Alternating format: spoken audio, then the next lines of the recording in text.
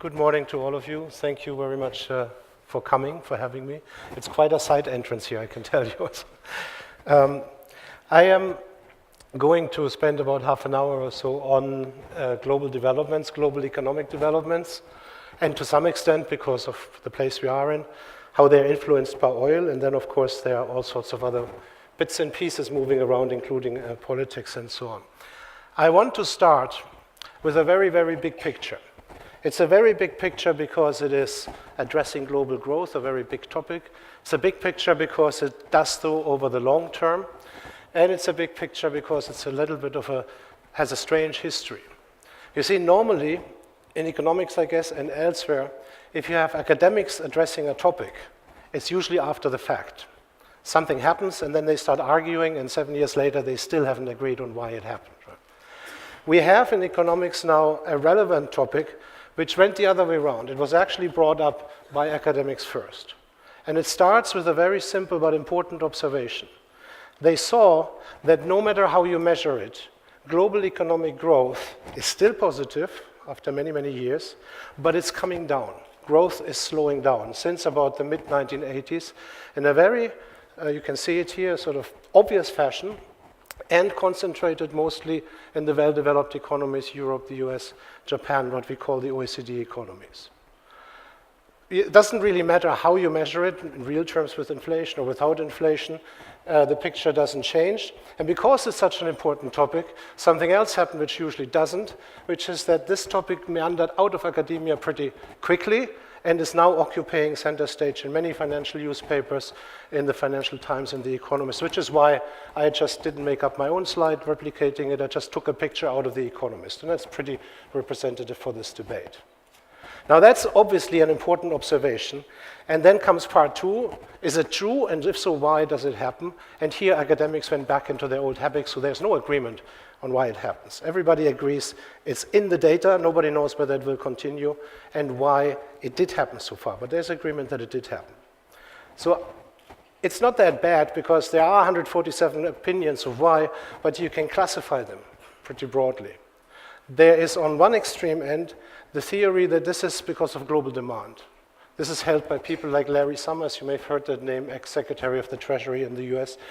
And what they are saying essentially is that after years of too much savings associated with this very rapid growth in India, China, Brazil, other non-OECD economies, there's too much money slashing around, so to speak, and not enough investment opportunities. And that's why we see growth coming down. And at the other extreme of that spectrum, there is the hypothesis that it is a supply-side phenomenon, namely that, as you can see on the right side here, that productivity is coming down. And that's kind of strange when you think of it, because every one of us, I think, now sees himself in an age of rapid technological breakthrough, being on our mobiles all the time. The author, one of them is called Robert Gordon, comes up with a very nice example of what he means of productivity coming down and technology slowing down. And I'll just give you that as a footnote to see that this is maybe really a relevant question. He says, imagine a house somewhere in Europe or in the US in the year 1870. That house would have no running water, no electricity, no telecommunications, no indoor plumbing.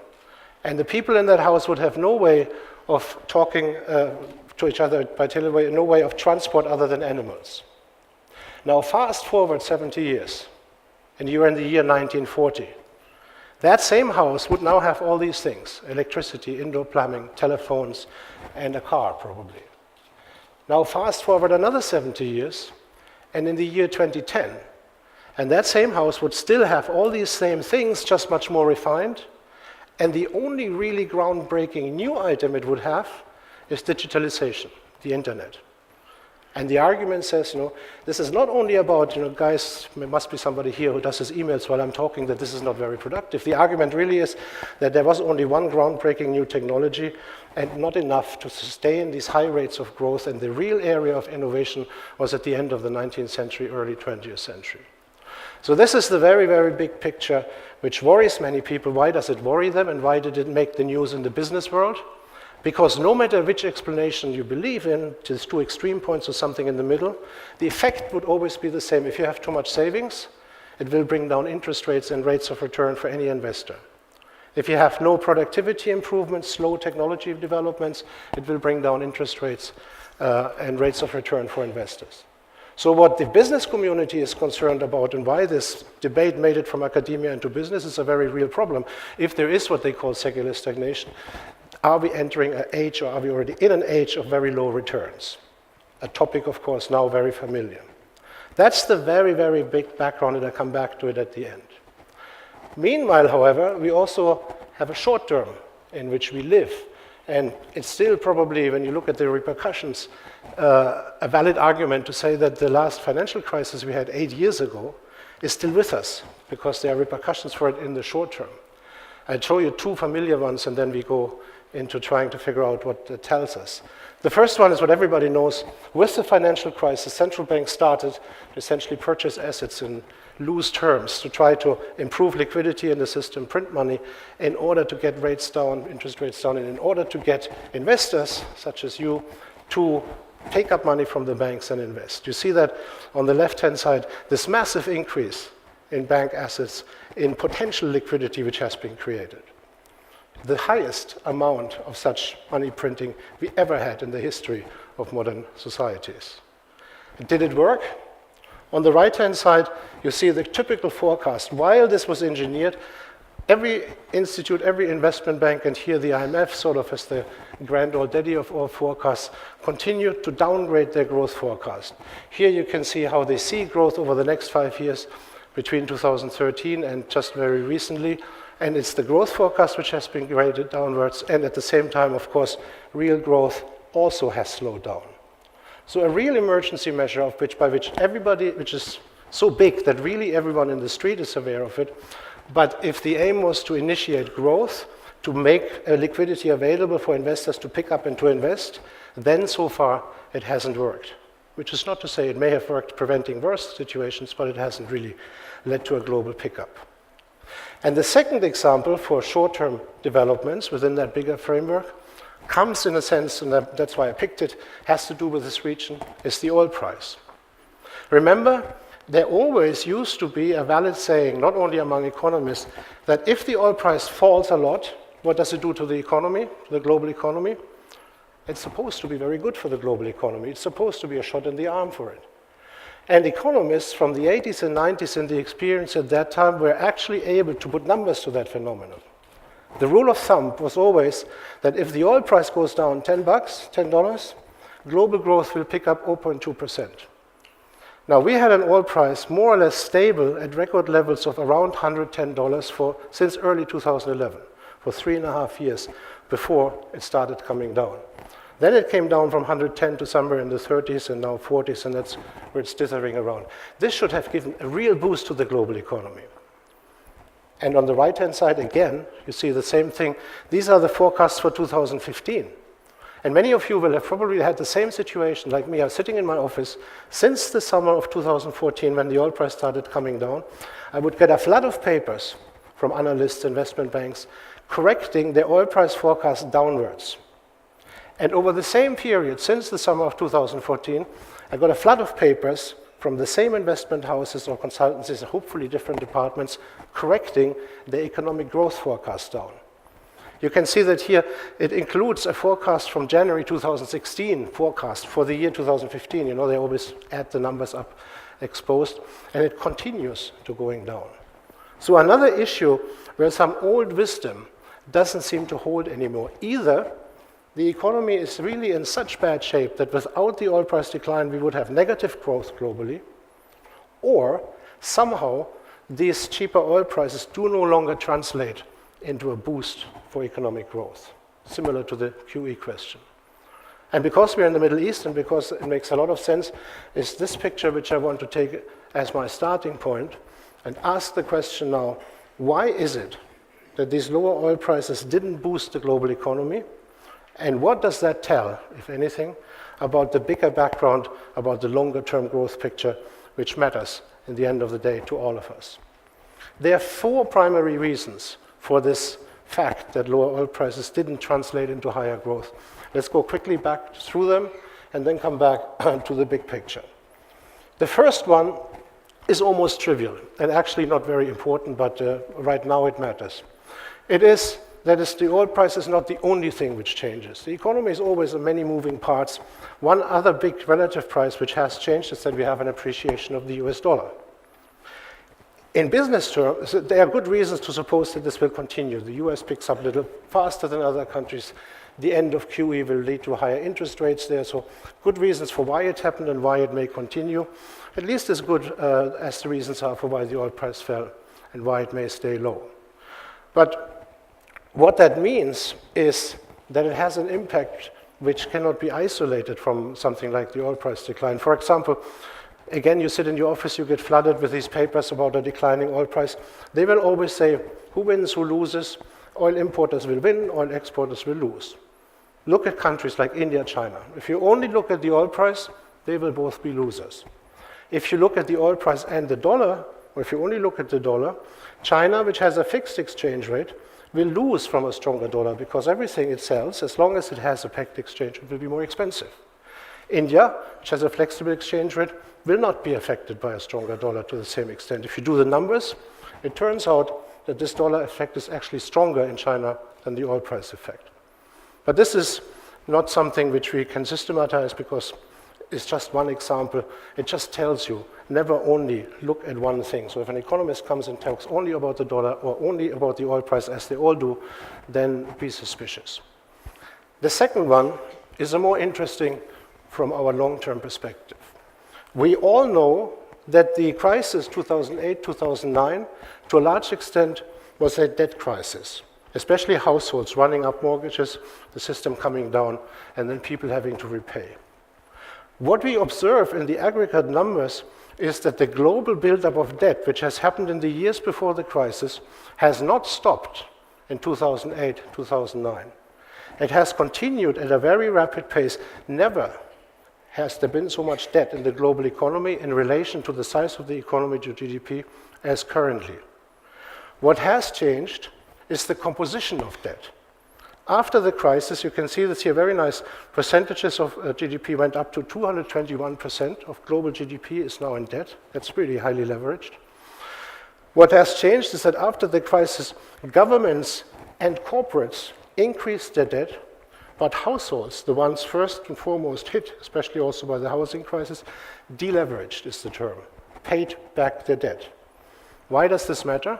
If you come back to our oil price example, what is the normal logic behind the argument of saying lower oil price is good for economic growth? The normal logic is that, somebody, Joe Sixpack, drives through Miami and Florida. He sees the gasoline price has dropped again. He fills up his SUV. He's happy about the saved money. He takes it and buys a flat screen TV. He consumes and that boosts the economy. That's the normal logic. But if households are so deeply indebted as they were after the 2008 crisis, then inevitably, instead of going out and consuming all the windfall, they will start paying back debt. And that interrupts this transition mechanism from the lower oil prices into higher consumption. Why does it matter? It's not only affecting oil prices, because if you now think about this phenomenon for long-term growth, I told you already, households are the ones who reduced their debt, everybody else increased their debt. So we have a situation where now households are no longer consuming anymore, economy stays very weak. Traditionally, that would have been the hour where governments step in, with expenditure programs, with building some roads here, some highways there, having some fiscal programs, stimulus programs to bring the economy back to its feet. But meanwhile, almost all the large economies in the world, including the US, are so over-leveraged, are so much in debt that they can't do that really anymore. And so what you have is that investment slows down because businesses, seeing no demand from a household, don't pick up the liquidity offer made by banks with QE, and governments can no longer step in to pick up the slack. And that is going to be with us for a while until one way or another, most people would think over long term through inflationary means, this debt burden has come down again. So that's the second one. Not only the oil price moves, it's the less important one, it's trivial. The second one is we come out of a very bad situation in terms of global debt, where this debt has shifted towards governments, towards corporations, and it's hard to see, as long as consumers are busy repairing their balance sheets, how that should give a boost to consumption and to the economy. The third one is probably the most interesting and complicated one. We have a lot, economies always have a lot of structural changes. Let's start again with the oil price situation. When you step back, sometimes it's very instructive. You could question the logic. So why should lower oil prices mean higher economic growth? Isn't it a zero-sum game? Isn't it the case that every penny which this guy with his SUV in Miami, Florida saves because he has a lower gas bill is a penny which is also lost for the producers of oil here in the Emirates, in Saudi Arabia, and Russia, and Nigeria? Shouldn't it exactly cancel out? Of course it should. So what is this? And it's not a theory, it's actually an observation from the 80s and 90s. What is it based on that, in fact, lower energy, commodity, and oil prices boost growth? It's based on ultimately a world where consumers and producers, in this case of oil, are pretty separated. So you have highly concentrated large blocks of consumers, US, Japan, Australia, Europe, not producing much oil. And you have faraway places, the Emirates, Saudi Arabia, Nigeria, Russia, producing oil. And for the consumers, the impact of cheaper oil prices is immediate. They all go out and spend more. For producers who then cut their production, it meanders to the global economy in curious ways. So you order less drilling rigs, that affects a steel mill in Korea, that affects workers in Korea. By the time that has gone through the system, the impact is much smaller than the immediate big impact of consumers. That picture changes when the borders between consumers and producers getting blurred. And this is what happens. You all have heard about the shale gas revolution in the US. By now, big consuming countries, Canada, the United States, Australia, have become big producing countries at the same time. Now go back to the guy driving through Florida. He sees oil prices down, great, he pays his bill, he decides he goes out to buy his, whatever he wants to buy, his flat screen TV, I always say. Then his phone rings. And his nephew from North Dakota, from the shale province, calls. And he says, Uncle, I just lost my job. Can you borrow me 10,000 quid? That is going to impact his propensity to consume. He is not going to react as he did in the 80s and 90s when this only happened to faraway places without any linkages. And you can flip the argument. At the same time, oil-producing regions, just look around you in the Emirates and compare it to the 80s and 90s, are also becoming big consuming nations. So to the extent that there's less oil revenue, it will no longer only go to some faraway Korean shipyard and come back to the global economy with a small effect much later. It will impact the propensity to consume in places like Russia or here or Saudi Arabia. And these places have become so important that it matters. And so the borders blur. And for that reason, the oil price change has lost some of its force. And again, I would argue this example of structural changes in the economy matters behind the oil price. Step back again and think about what we know of economic development normally if there's no oil in the game. Normally what we have is a very clear pattern, almost anywhere in the world the same. You start out with economies heavily concentrated in agriculture, then they start to industrialize, so they move up the industrial sector, the agricultural sector declines. And then when they have mature production systems, they move into service economies. And it's quite drastic, it's quite dramatic. Sometimes we have no idea how dramatic it is. Look at the, I'm sorry, I'm a bit under the weather. Look at the OECD again, these most developed economies in Europe, in the US, elsewhere. On average, about 70% of their GDP is created in the service sector, of their employment is in the service sector. Agriculture is down to somewhere between 3 and 5% normally. In some countries, and industry is about 30% of the total. In some countries, Germany, for example, and Japan, industry is a bit higher. In other countries like the US or the UK, it's even lower. And you have service industries making up for more than 80% of GDP. An extreme example to the contrary, where this process of rebalancing of economic development is in full swing with all its problems, is in the middle here, is China. You see how over the last 20, 30 years, agriculture has come down, but nowhere close to where it is in developed economies, and how massive the industrial sector still is compared to more advanced economies. So they try to shift their economies towards services and away from industrial production, towards household consumption, and away from heavy industry, towards services domestically again, and away from being purely export-based. While they do that, their investment ratios, because they have to sustain a much higher industrial sector, are still much, much higher than in the OECD economies. What does that mean? We should conclude from that there are forces in these economies, if they don't want to stall their development, which usually doesn't happen, which will keep them on track to, it's a force for change, which will be with them, which keep investment rates up and will keep growth rates higher while they adjust to more advanced economies on a permanent basis, except if you have a situation of total collapse. So that should constitute a positive force in our big picture of this need to change. This almost automatic adjustment to richer countries will generate more growth in developing countries than in the advanced economies. And I'll come back to that in a second. And the last point, the fourth point, is also, I'm also starting again from the oil world and make it bigger than, is also instructive. The world has become a lot more technologically advanced and efficient.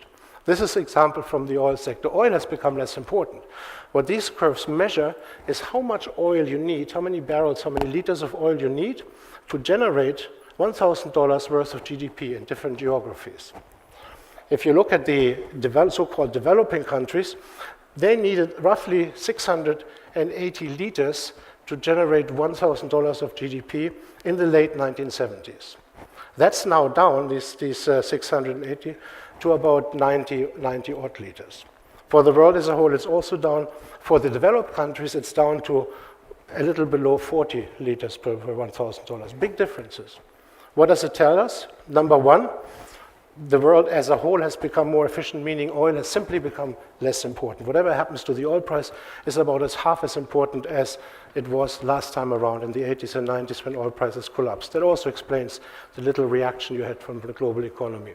But number two, there are still big differences between advanced countries, so-called, and the so-called developing countries, I don't like the term, but the non-OECD economies, which should indicate that if something happens to the oil price, it will be more important in these non-OECD economies.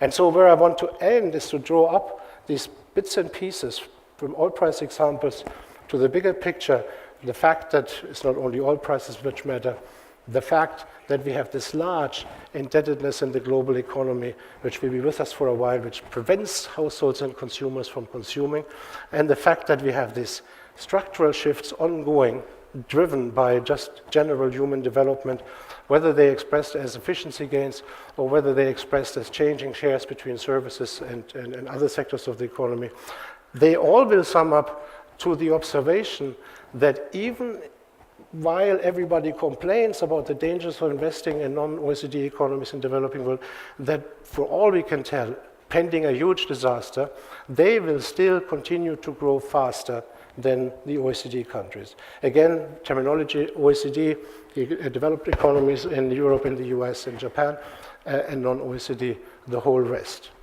What you see here is that it took a long time for the poorer economies to take off. It only happened around the turn of the millennium.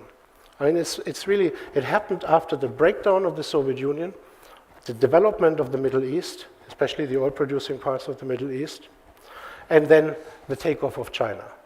And what we have had between the year 2000 and between the year 2008, the year of the crisis, was the fastest growth ever recorded in the non-OECD economies.